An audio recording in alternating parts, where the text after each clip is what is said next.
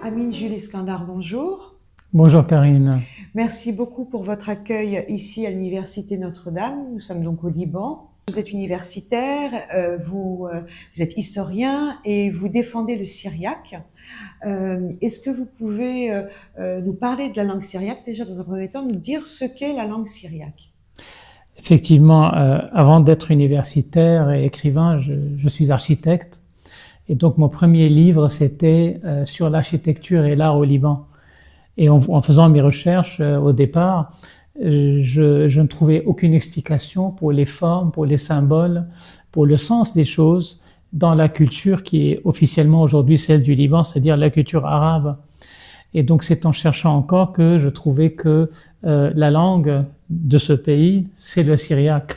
Et c'est dans ces ouvrages que je pouvais enfin trouver l'historique des choses, le sens, en allant dans des livres sur la liturgie, sur la spiritualité, sur l'histoire.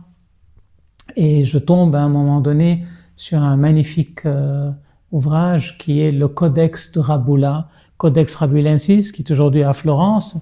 Et donc c'est un ouvrage syriaque de l'an 586 et qui appartient à l'église maronite. Et d'ailleurs, il y a plusieurs patriarches maronites qui ont écrit dans les marges. On a des morceaux de notre histoire qui sont là. Et cet ouvrage contient les mêmes formes des trois arcades avec les proportions des colonnes qu'on a sur toutes les maisons libanaises aujourd'hui. Et ces trois arcades, le patriarche Stéphane Douéhi en parle également. Il dit que ça symbolise la Sainte Trinité. Donc on a ce symbole de la Sainte Trinité sur toutes les maisons du Liban, sur toutes nos montagnes. Et à partir de là, de fil en aiguille, je commence à aller plus loin, plus profondément dans cette culture. Et petit à petit, donc, on comprend comment l'identité se construit sur la culture, sur la langue, et comment sur cette identité se construisent les nations. Le syriaque est une langue moderne, nouvelle, qui apparaît au 1er et 2e siècle après Jésus-Christ. C'est-à-dire que ce sont les populations chrétiennes de Phénicie, de Aram, c'est la région qui est entre le nord de la Syrie et la Turquie actuelle, Mésopotamie, la haute Mésopotamie, donc surtout en Turquie. Ces chrétiens qu'on appelle mésopotamiens, araméens et phéniciens avaient besoin d'une langue pour exprimer leur théologie.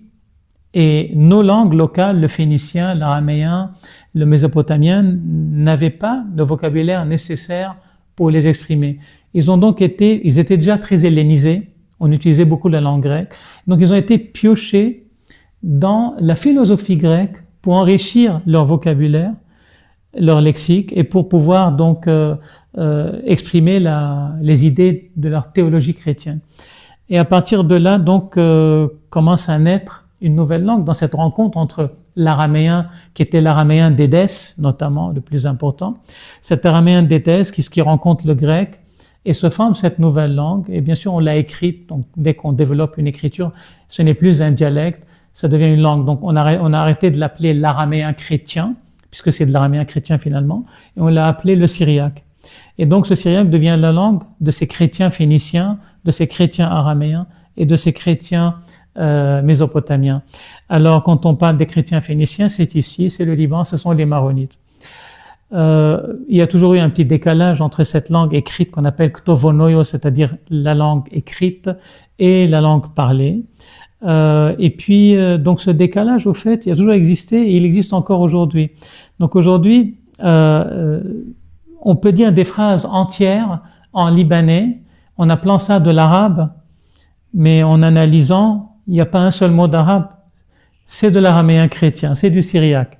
On l'utilise tous les jours, mais tout le monde est convaincu que c'est de l'arabe, et on dit que c'est l'arabe dialectal, contrairement à l'arabe écrit qu'on apprend à l'école. Or, ce n'est pas de l'arabe dialectal comme on fait penser pour des raisons purement idéologiques d'arabisme, ça n'a rien à voir avec l'arabe dialectal, c'est du pur syriaque ou araméen chrétien. C'est encore utilisé.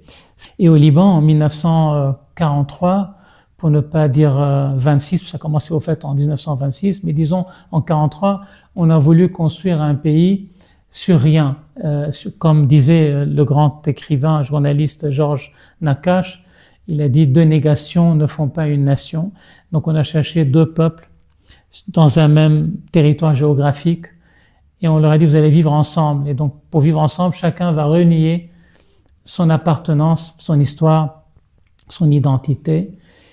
Et on a fait pire que cela, on a obligé l'une de ces deux composantes d'adopter la langue de l'autre. On ne peut pas dire culture parce que la culture, c'est quand même tout ce qui s'agrège autour d'un culte, n'est-ce pas? Donc la culture est restée grâce au christianisme, mais la langue ici a disparu. Et donc avec la langue, on a perdu l'histoire et l'identité. Et le Liban s'est retrouvé un pays sans identité et qui pouvait s'effondrer.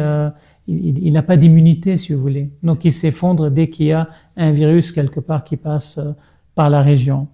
Donc mon combat, il était là, et donc il s'adresse à l'église maronite, qui a plein d'universités, comme celle où nous sommes maintenant, et qui a plein d'écoles, et on leur dit ce n'est pas normal. Ce n'est pas normal que vous enseigniez pas votre histoire et votre langue dans vos universités et dans vos écoles. C'est la moindre des choses. Le combat, il est là. En même temps, on s'adresse à l'Église en tant que messe, qu'il y ait toujours le respect de cette langue syriaque dans la messe, comme l'a demandé le patriarche Douéhi encore une fois, et Stéphane. Il a dit que cette messe doit se faire en langue syriaque. Donc, en travaillant sur l'école et la messe en parallèle, on peut rétablir la langue. Et c'est là que entre en jeu le grand philosophe libanais, chrétien, orthodoxe, pas maronite, qui s'appelle Charles Malek. Grand philosophe de cette lignée de Søren Kierkegaard. Et donc il dit, les maronites, si votre langue, parce que lui il parle en tant qu'orthodoxe, et on sait que donc l'hellénisme était fort là, mais que reste-t-il de la langue grecque dans cette région du monde? Alors il a dit, mais vous, votre langue est restée. Qu'est-ce qui a fait qu'elle soit restée jusqu'aujourd'hui, qu'elle ait traversé tous ces siècles? On est entouré de peuples, de nombreux peuples, qui ont perdu leur langue, ici, au Moyen-Orient et au Proche-Orient. Mais vous, votre langue a traversé les siècles. Alors, est-ce dû à un hasard, il dit? Est-ce dû à la géographie? Est-ce que c'est cette montagne qui vous isole du reste, qui vous a sauvé? Il dit, en tant que croyant, on n'accepte plus ces explications et on pense à la Providence. La Providence a voulu que cette langue soit restée jusqu'aujourd'hui. Et il dit, elle vous donne une identité et elle fait de vous une troisième composante dans cette région du monde qui est en déséquilibre puisqu'elle repose sur deux assises qui sont les Arabes et les Juifs, et peut-être qu'avec une troisième qui serait vous, les chrétiens syriaques, maronites, on pourrait avoir trois assises et donc l'équilibre.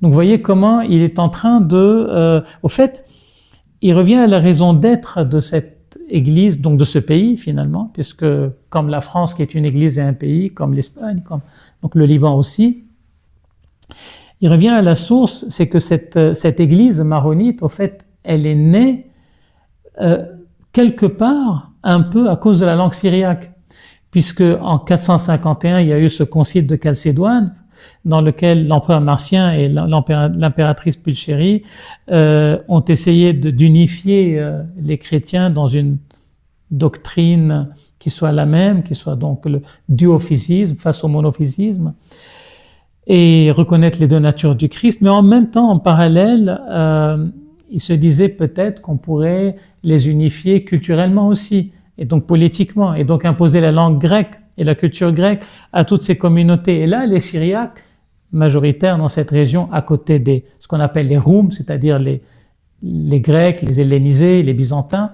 les Syriaques se divisent en trois groupes, et il y a un groupe qui se dit « j'accepte », et on les appelle aujourd'hui les Grecs orthodoxes.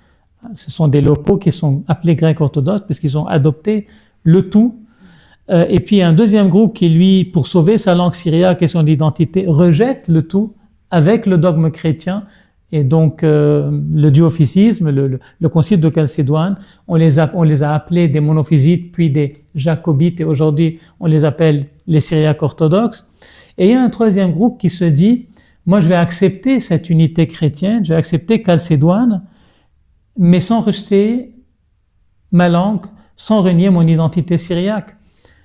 Et donc, c'est là qu'est née l'église maronite. Donc, les maronites ont voulu exister pour pouvoir être chalcédoniens et de langue syriaque à la fois.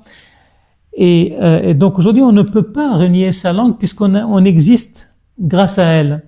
Et pour Charles Malek, si vous avez existé à la suite du concile de Chalcédoine à cause de cette langue, et grâce à cette langue, aujourd'hui c'est elle qui va vous donner votre raison d'être. Et vous allez jouer un rôle dans cette région du monde, et en ce moment précis, dans les enjeux qui se présentent les enjeux locaux, régionaux et mondiaux qui se présentent ici face à vous. Et voilà, et votre langue syriaque, qui est votre identité, va jouer un rôle essentiel. Alors à côté de tout ça, évidemment, après il y a toute la spiritualité. Donc on se tue à essayer d'expliquer aux gens que une langue, ce n'est pas un moyen de communication. Les mots ont une mémoire seconde, que cette langue est née pour exprimer des idées extrêmement particulières qu'on ne peut pas exprimer dans d'autres langues, et que donc vous devez conserver le syriaque parce que les mots eux-mêmes sont porteurs d'une spiritualité très particulière que vous devez conserver. Et cette spiritualité, elle est au cœur même de votre existence. Le syriaque, au fil des années, des siècles, comment a-t-il régressé? Est-ce que c'était progressif ou est-ce qu'il y a eu un moment de bascule? Et aujourd'hui, comment a-t-il survécu? Comment par quels médias, par quel biais continue-t-il aujourd'hui d'exister finalement? Cette langue a été enseignée dans les écoles maronites jusqu'en 1943. En 1943, le Liban est déclaré pays arabe. Langue officielle, c'est l'arabe. Et donc, on arrête d'enseigner. Cela dit, dans les écoles de montagne, notamment dans cette région où nous sommes maintenant, on a continué à l'enseigner parce qu'on n'avait pas envie simplement de renvoyer chez eux les professeurs. Et donc, il a fallu attendre que tous ces professeurs aillent à la retraite dans les années 60, et c'est seulement dans les années 1960 que l'enseignement s'est arrêté de manière catégorique dans tout le Liban. Donc, ce n'est pas une langue morte.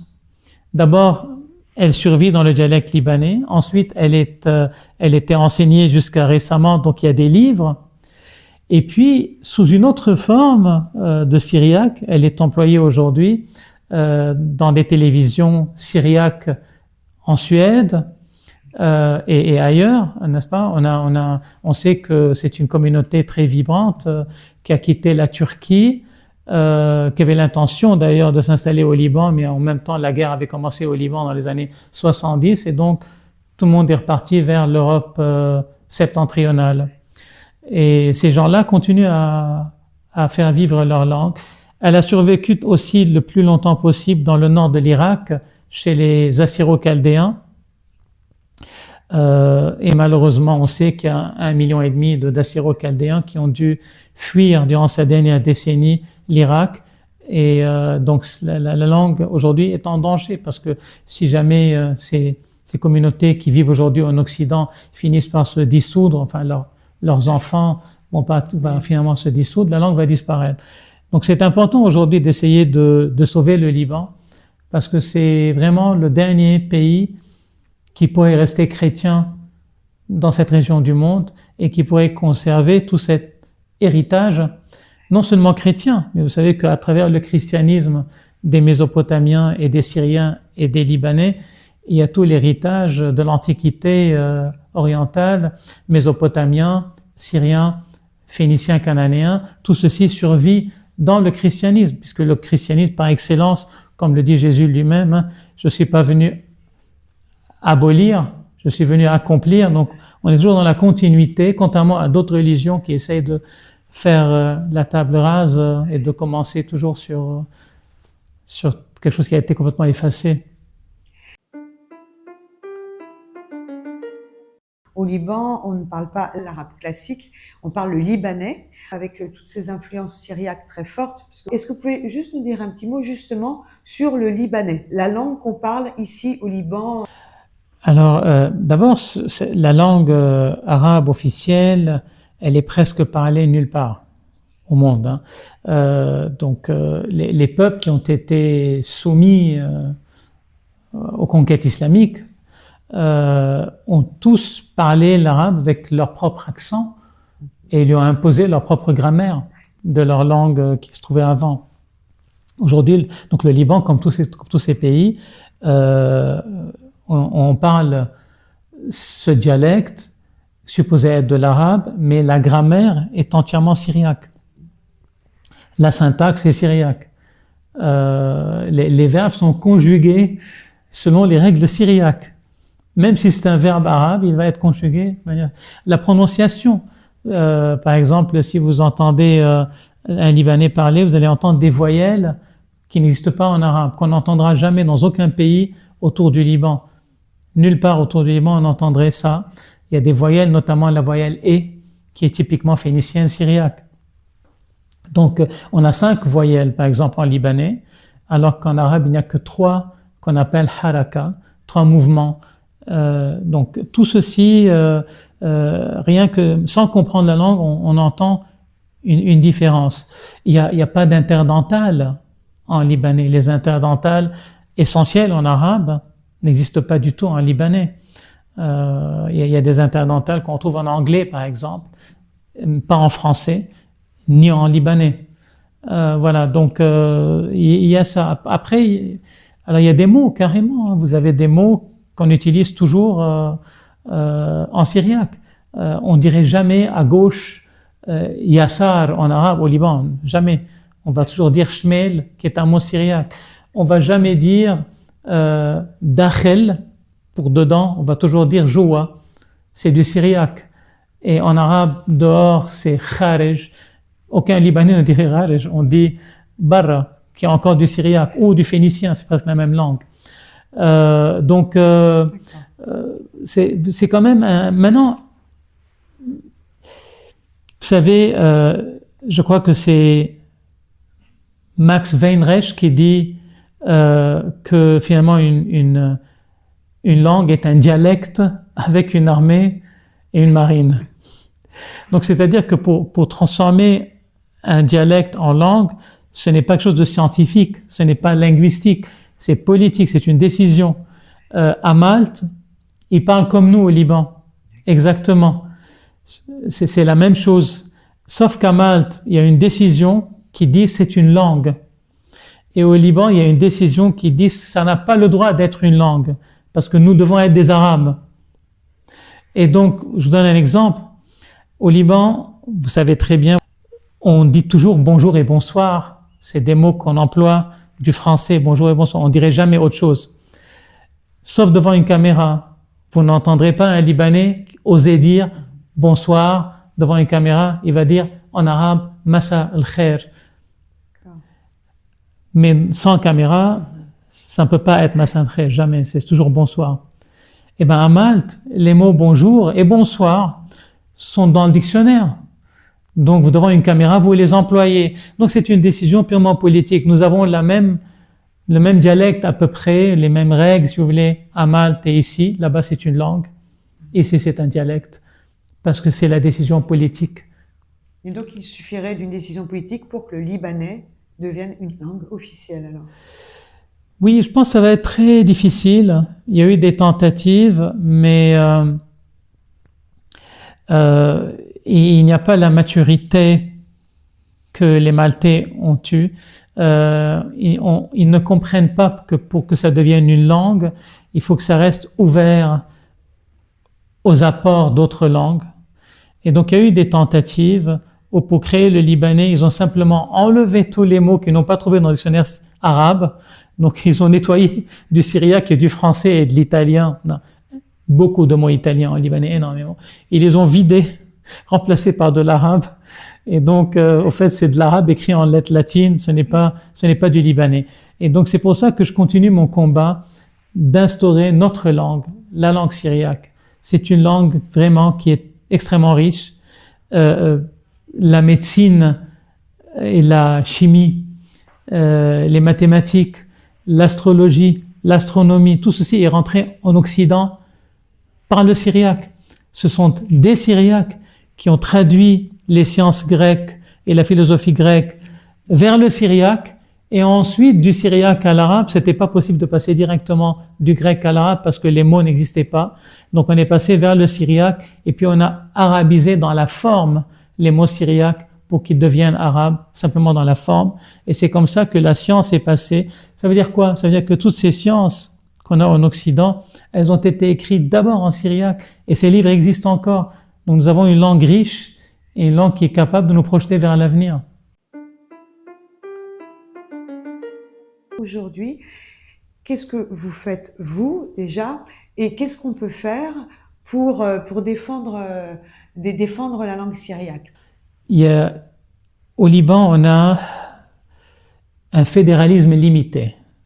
C'est-à-dire que pour les impôts, il n'y a pas de fédéralisme. On sait très bien qu'on nous vole tous nos impôts dans une région pour les jeter dans une autre, ça disons-le tel quel. Même chose pour la politique. Donc quelqu'un a un ennemi, il doit l'imposer à tout le monde. Il va faire une guerre, il va l'imposer à tout le monde. Mais on a un fédéralisme pour le statut personnel. C'est-à-dire que chaque région, chaque peuple au Liban a le droit de se marier à sa façon, de baptiser à sa manière, de faire hériter à sa manière, n'est-ce pas? Une femme hérite comme un homme dans une région chrétienne au Liban, alors que chez les musulmans, elle hériterait différemment, ou n'hériterait pas du tout. Donc, il y a ceci. Et ceci fonctionne également pour l'enseignement. C'est-à-dire qu'aujourd'hui, vous enseignez, un enfant dans une école chrétienne au Liban n'apprend pas les mêmes choses de la même manière que dans d'autres écoles. On a un système éducatif qui a une certaine marge de liberté, une certaine marge. Après, on nous impose un livre d'histoire pour tout le monde, mais vous avez aussi votre cours de catéchisme dans lequel vous avez le droit d'avoir un autre livre d'histoire. Voilà. Et vous pouvez enseigner des langues. Par exemple, dans les écoles chrétiennes, la première langue, c'est le français, c'est pas l'arabe. Dans d'autres écoles, c'est l'arabe. À partir de là, on peut très bien réinstaurer la langue syriaque très facilement. On n'a pas besoin d'autorisation pour cela. Donc, commençons déjà comme ceci. Il faut enseigner la langue et c'est très facile de la réinstaurer dans la messe parce que, au fait, tous nos hymnes à l'église, ce sont des hymnes qui, quand moi j'étais jeune, et c'est tous en syriaque, c'est durant ma vie à moi qu'ils ont été traduits en arabe. Moi, quand j'étais jeune, je les entendais seulement. Et d'ailleurs, aujourd'hui, je ne les connais qu'en syriaque. Quand je vais à l'église et qu'on les chante en arabe, je ne comprends, je connais pas les paroles. Donc, il faut les remettre en place. Et là, on se familiarise, on s'habitue petit à petit, et la langue peut revenir assez vite grâce à cela. Alors, est-ce que vous pourriez dresser la liste des grandes étapes des chrétiens du Liban pour qu'on ait une sorte de panorama des grandes étapes des chrétiens du Liban depuis les tout débuts jusqu'à aujourd'hui? Alors, dès le 1er siècle, on sait que Saint Jude, Saint Pierre sont venus au Liban. Et donc, on a les toutes premières communautés chrétiennes à Beyrouth, à Tripoli, puis ce littoral faisait partie de l'Empire byzantin assez vite, c'était chrétien. Mais la montagne a pris plus de temps. C'est des gens assez conservateurs, assez insupportables. Ils ont tenu tête à l'islam, aux Arabes, aux Turcs, mais ils ont tenu tête au christianisme également avant cela. Donc, il a fallu attendre le 4e siècle, le 5e siècle, pour que les disciples de Saint Maron commencent à venir de ce qui est aujourd'hui le nord de la Syrie actuelle et de venir vers le Liban pour prêcher le christianisme. Et ces missionnaires donc ont réussi à convertir les Phéniciens des montagnes du Liban. C'était vers le 5e, 6e siècle. C'est à cette époque qu'on a commencé à transformer les temples phéniciens des hautes montagnes du Liban en églises. Voilà, donc c'était le début de ce christianisme-là, 4e, 5e, 6e siècle, par des moines chalcédoniens, puisqu'ils étaient maronites. En 685, à peu près 685 à 700, là on a notre premier patriarche, Saint Jean Maron. Il vient d'Antioche, il est évêque de Batroun au Liban, et les Arabes avaient envahi Antioche pour la seconde fois, et là Constantinople n'arrivait plus à instaurer un patriarche à Antioche, demande aux moines chalcédoniens de Beth Maroun de faire élire leur patriarche, et c'est ainsi qu'on a le premier patriarche sur le siège antiochien maronite, qui est l'évêque de Batroun, Saint Jean Maron. Et Saint Jean Maron donc va établir une nation sur des assises claires qui sont le territoire, le mont Liban. Alors ça paraît étonnant à des Français, un territoire c'est la moindre des choses. Non, pas en Orient. En Orient, il y a beaucoup de peuples qui ne sont pas liés à un territoire. Par exemple, les Arméniens se trouvaient partout, dans tout ce qui était l'Empire arabe, puis Empire ottoman, ils sont partout. Même chose les Syriaques orthodoxes, ils sont partout. Donc avoir eu l'idée de se rassembler sur un territoire, c'était l'idée de Saint Jean Maron. Donc le territoire, c'était une assise territoriale. Le mont Liban. La deuxième assise, c'était d'avoir une église.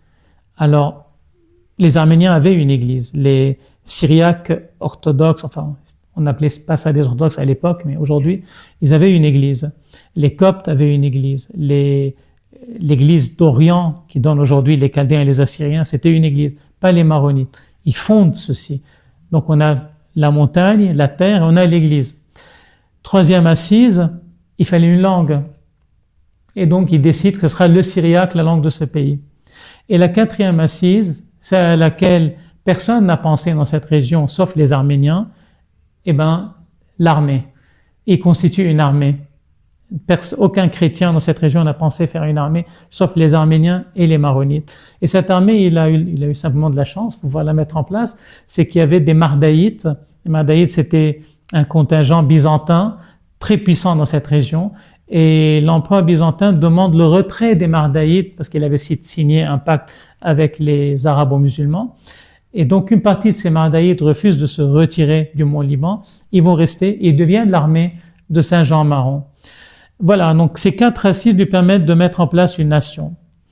Et exactement 1000 ans plus tard, donc on est en 685, en 1685, le patriarche Stéphanos Douaihi fixe ceci en l'écrivant dans l'histoire. Quand quelque chose n'est pas écrit, il n'est pas conscient, il peut ne pas exister, il l'a fixé. Donc il a fait de sorte que cette nation devienne consciente de son existence.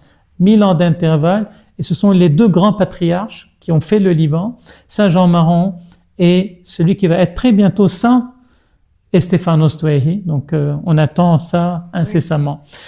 Donc nos 2 grands patriarches sont reconnus saints par l'Église universelle.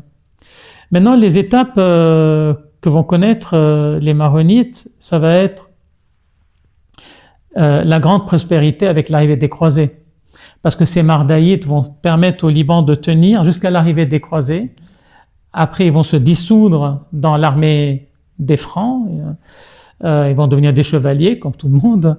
Et jusqu'à la chute du comté de Tripoli. Donc on est vers 1289, le comté de Tripoli tombe, mais pour faire tomber le comté de Tripoli, les Mamelouks ont dû monter d'abord sur les montagnes maronites et les briser, et ils ont fait un génocide. Et c'était le grand génocide. On a 2 génocides dans notre histoire, c'était le premier. Le grand génocide commis par les Mamelouks, parce qu'ils ont compris que les Francs qui sont tombés partout ailleurs ne tomberaient jamais du Liban tant qu'il y a les Maronites. Ils les ont brisés, ils ont commis ce grand génocide, ils ont donc emmené les populations en esclavage, les femmes, les enfants, ils ont tué les hommes, quelque chose d'assez terrible. Ils ont dépeuplé le Liban chrétien complètement au sud de Batroun. La région où nous sommes ici, qui est maintenant le cœur du Liban chrétien, il n'y avait plus personne. plus personne. Donc dans cette région, ils sont venus s'installer seulement des chiites, un peu de druzes. Et puis donc les maronites sont restés dans le nord jusqu'en 1516, l'arrivée des Ottomans. Donc il a fallu attendre que ce soit les Ottomans qui chassent les Mamelouks pour que les maronites commencent à redescendre. Et ils ont passé 4 siècles à reconstruire leur village à partir de 1516 jusqu'à la Première Guerre mondiale. Donc on est de 1516 à 1915. On reconstruit le Liban, des églises, des monastères sur toutes les montagnes. Comme vous voyez, cette prospérité, c'est grâce au roi de France d'ailleurs, parce qu'il n'y a pas eu les capitulations entre François Ier et la Sublime Porte. On n'aurait pas pu faire tout cela. Et les rois de France ont contribué d'ailleurs à la construction de ces églises. Ils ont envoyé beaucoup d'aide financière, en plus de la protection. Voilà, donc, et puis, bien sûr, il y a eu aussi l'énorme prospérité grâce à l'industrie de la soie. Le Liban a pris des couleurs, comme on dit, parce que on a commencé à exporter la soie à Marseille et à ramener de Marseille la tuile rouge qui a fait que le Liban aujourd'hui a cette très belle couleur.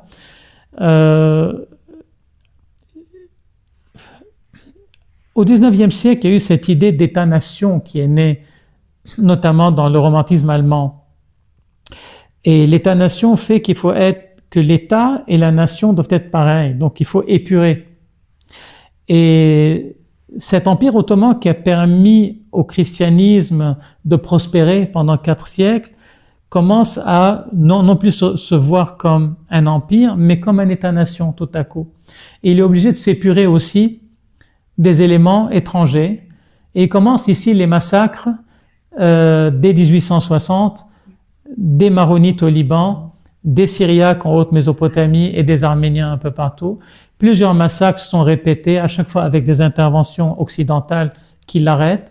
Notamment au Liban en 1860, c'est carrément l'armée de Napoléon III qui débarque pour arrêter le massacre et pour imposer, avec les puissances occidentales européennes, pour imposer l'indépendance ou l'autonomie du Mont Liban de 1860 jusqu'à la Première Guerre mondiale. Et la Première Guerre mondiale, l'Occident se divise et là, la Turquie a les mains libres pour passer des massacres à un véritable génocide.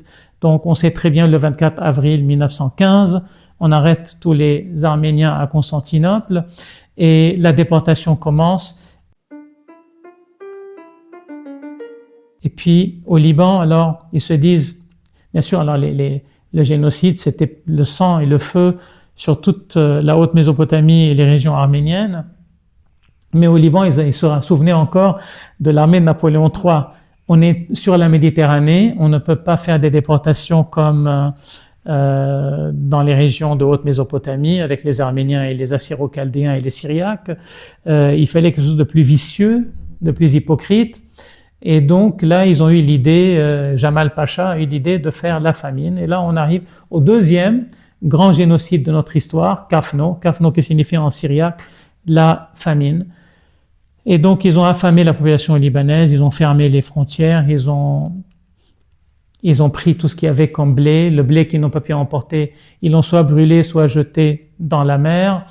Et ils ont fait mourir entre 40 et 50% de la population chrétienne du Liban entre 1915 et 18. 1918, finalement, les Occidentaux débarquent à nouveau à Beyrouth et libèrent le pays. Et là, on fait une erreur avec la force que nous ont assuré les Français. On a rajouté au Liban des territoires arabo-ottomans pour constituer un grand Liban. Alors oui, justement, qu'est-ce que vous pensez de cette nouvelle configuration géographique au moment de la création du Grand Liban? Ce qu'il y a, c'est que le Liban était la région la plus peuplée de toute cette région. Mais là où l'Église qui a constitué son Grand Liban ne s'est pas rendu compte, c'est qu'on venait de perdre 50% de la population. Il y avait un changement démographique qu'on n'avait pas lu. Et on a intégré des territoires immenses, très peu peuplés, d'Arabes, sans se rendre compte que même si leur nombre est faible, mais voilà, c'est un mode différent, c'est des familles différentes, beaucoup plus nombreuses. Voilà, et donc il y a eu un déséquilibre à cet endroit. Maintenant, le Liban est resté à 60% chrétien jusqu'aux années 70. C'était quand même un pays qui était à 60% chrétien. Mais il fallait lire une chose, c'est que vous êtes entouré de pays qui ne veulent pas de vous, que ce soit les Palestiniens ou les Syriens, et même au-delà, le monde arabe auquel des politiciens véreux ont voulu nous introduire avec la Ligue arabe, dans laquelle nous a inséré le président Bachar el-Khouri. Il a fait ça, il a été excommunié par le patriarche à l'époque. Il a dit, mais qu'est-ce que tu fais? Donc, vous ne pouvez pas survivre, même si vous êtes majoritaire, avec une minorité tellement grande, tellement importante, et tout un environnement qui vous rejette. Vous pouvez pas le faire. Donc voilà, on a constitué déjà quelque chose qui avait du mal à survivre, et en plus, on a mis le mauvais régime en place, qui est un régime complètement centralisé, donc, rien à voir avec le régionalisme ou le fédéralisme. On a copié le système français, jacobin, et qui pouvait pas du tout correspondre à une telle diversité ethnique, culturelle, religieuse. Et voilà, donc nous en payons les conséquences, mais on a payé trop cher. À l'heure où nous enregistrons cette interview, nous sommes donc en mai 2026. Donc une nouvelle guerre a commencé le 2 mars au Liban. Là, on est dans une période pour l'instant de cessez-le-feu fragile. Quelle solution pourrait apparaître pour que le Liban se sorte une bonne fois pour toutes de toutes ces guerres qui ont lieu sur son territoire, dont le Liban est la victime? Est-ce qu'il y a des solutions? Est-ce que le Liban peut ressortir de cette situation qui dure depuis des décennies et des décennies pour renaître de manière pérenne et pour aussi protéger les chrétiens, la présence des chrétiens? Alors, aussi longtemps qu'on pense que la solution serait le désarmement du Hezbollah, on est sur le mauvais chemin là. On fait fausse route. On a pensé que débarrasser le Liban des Palestiniens réglerait le problème. Il y a eu les Syriens. On a pensé que le retrait des troupes syriennes en 2005 réglerait le problème. Il y a eu les Iraniens. Et après le désarmement du Hezbollah, il y aura quelqu'un d'autre. Il y aura toujours quelqu'un. Vous avez un pouvoir central. Ce pouvoir central impose l'identité historique et économique à tout le monde. Donc, c'est quoi la solution? Chaque peuple en place va essayer de prendre par la force ce pouvoir central pour imposer sa vision de l'économie et de la politique, etc., à tout le monde. Donc, ce qu'il faut faire au plus vite, c'est instaurer un système complètement différent qui permette à chaque peuple de s'autogérer, de ne plus avoir besoin d'aller prendre le pouvoir central et de se protéger des autres. Il faut leur donner justement cette possibilité. La Suisse, ils sont entretués pendant des siècles jusqu'à ce qu'ils ont compris qu'il fallait passer à la confédération pour pouvoir trouver l'équilibre qu'ils ont trouvé avec la meilleure prospérité qui soit. Donc c'est ce qu'il faut faire au Liban. Et surtout, il faut comprendre une chose, c'est que le fédéralisme, qui vient du terme fédérer, donc rassembler, c'est-à-dire vouloir vivre ensemble, et dans le terme également fédérer, il y a l'idée de confiance. Donc, on veut avoir confiance les uns dans les autres. Maintenant, s'il y a des composantes qui ne veulent pas de cela, on ne peut pas imposer le fédéralisme. Et donc là, il faut oser parler de partition. C'est fini. On ne peut pas attendre que le dernier chrétien disparaisse simplement parce qu'on a honte de parler de partition. Il faut y aller. Il faut que les Libanais responsables, parce que le peuple le comprend très bien, mais que les responsables libanais et surtout les responsables occidentaux, défenseurs des droits de l'homme et de l'état de droit et de tout ceci, qui comprennent que ces lois, ces constitutions, ces frontières ont été fabriquées pour servir l'homme, et ce n'est pas l'homme qu'on sacrifie pour ces choses-là, c'est l'homme qui est sacré. Ce ne sont pas les frontières et les constitutions qui le sont. Ça, il faut que ça rentre dans la tête de beaucoup de responsables, mais c'est pas évident avec la mouvance actuelle dans le monde occidental. Est-ce que le Liban peut espérer une aide de la communauté internationale? Et je pense notamment à la France qui est donc tellement liée avec le Liban depuis très très longtemps, mais qui malheureusement, depuis plusieurs décennies, n'est plus vraiment à la hauteur de ses engagements et de cette grande relation d'amitié, de fraternité très forte qui dure depuis 1000 ans. La France qui a aidé le Liban pendant des siècles, c'était une France chrétienne. La France aujourd'hui, elle n'est pas chrétienne. Donc aujourd'hui, malheureusement, on n'attend plus rien de la France. Même parfois, malheureusement, on demande à la France de ne plus trop s'ingérer dans les affaires parce que elle est en train de prendre le mauvais côté. Et c'est malheureux, hein, c'est malheureux parce que la France et la langue française font partie de notre identité. C'est l'identité maronite, c'est construite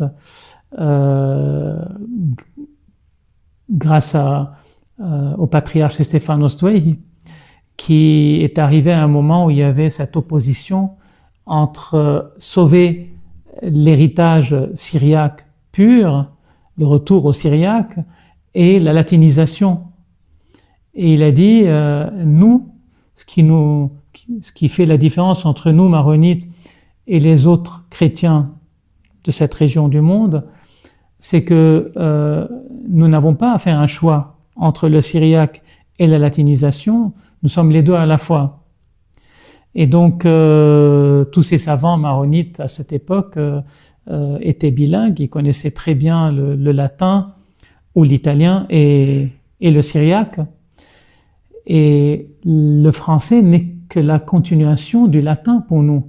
C'est-à-dire cette dimension, l'Église maronite, c'est la rencontre entre le monde latin et le monde syriaque. Et la France donc fait partie de notre identité même. Et ça fait très mal de dire à la France reste loin parce que tu nous fais du mal, parce qu'au fait c'est une partie de nous-mêmes qu'on est en train d'éloigner. Et aujourd'hui, ce qui me fait extrêmement peur, c'est que j'ai entendu ce dernier mois des chrétiens dire on aura la paix que lorsque on sera passé complètement à la langue anglaise. Pour moi, perdre la langue française serait aussi dangereux et fatal que de perdre la langue syriaque. Le mal qu'on s'est fait, le danger face auquel on s'est mis en nous désistant du syriaque, on va faire face à exactement au même danger lorsqu'on va se désister du français. Comment faire aujourd'hui pour convaincre les Libanais de sauver cette langue française qu'on part de nous-mêmes à un moment où la France prend d'aussi mauvaises positions? Ça devient de plus en plus compliqué. Mais peut-être que justement ce lien si fort peut perdurer aussi à travers les gens, la population, les chrétiens. Et peut-être qu'à un moment donné, il peut y avoir des changements de gouvernement et des gens qui comprennent un petit peu mieux tous les tenants et les aboutissants, et peut-être que ces liens peuvent être renoués. C'est pas qu'ils peuvent l'être, ils doivent l'être. Ils doivent l'être. On doit, comme on a un combat pour sauver le syriaque, c'est le même combat aujourd'hui pour sauver la francophonie, notre francophonie. Je parle pas cette francophonie superficielle qu'on nous raconte aujourd'hui avec un petit parfum de wokisme. Non, je parle de la vraie France, les vraies valeurs. Il faut les sauver. Et là, de nouveau, Ça peut être que le rôle de l'Église maronite. L'Église maronite doit travailler à sauver le Syriaque et à créer ces liens entre les populations libanaises et françaises, parce que il y va de notre avenir.